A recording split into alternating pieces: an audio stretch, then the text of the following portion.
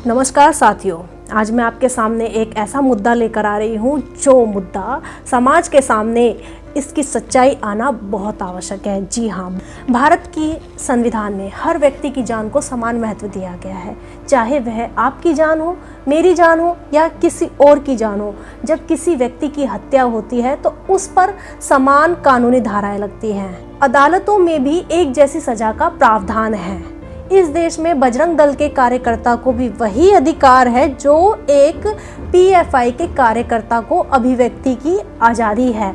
इस देश के स्कूलों में हिजाब पहनने के पक्ष में या इसके विरोध में आवाज़ उठाने को भी अभिव्यक्ति का उतना ही अधिकार है जितना किसी और को है, चाहे आप हिजाब के पक्ष में बोल रहे हो या उसके विपक्ष में।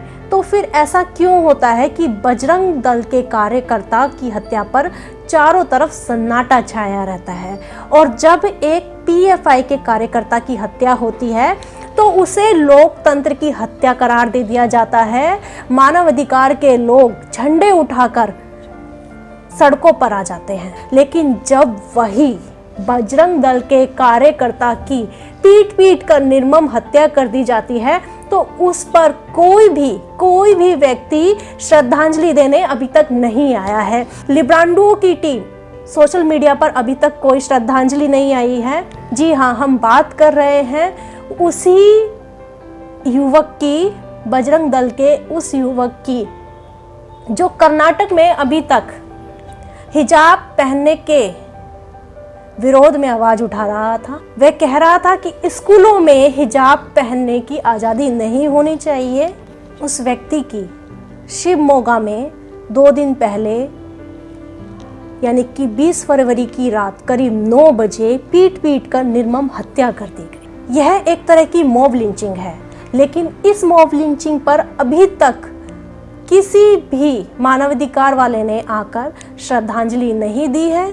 किसी भी व्यक्ति ने आकर यह नहीं कहा है कि अब देश में कोई मॉब लिंचिंग हो गई है।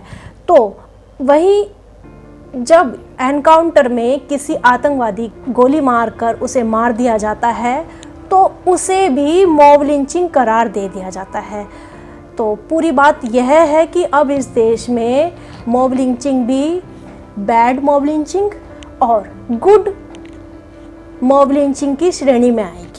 जी हाँ, जब कोई बजरंग दल का कार्यकर्ता या हिंदू धर्म से होने वाला कार्यकर्ता कोई अभिव्यक्ति की आज़ादी की मांग उठाएगा तो उसकी हत्या कर दी जाएगी और उस पर कोई भी व्यक्ति, कोई भी मानवाधिकार वाला या विदेशों में उसकी कोई चर्चा नहीं होगी, यहाँ तक कि उसके बारे में कोई खबर भी नहीं दिखाएगा। हम आपको उस हर्षा के बारे में हमने बताया और हम उसके प्रति गहरी संवेदनाएं प्रकट करते हैं और हम यह भी चाहते हैं कि इस व्यक्ति को भी वही न्याय मिले जो किसी और धर्म के व्यक्ति को मिलता।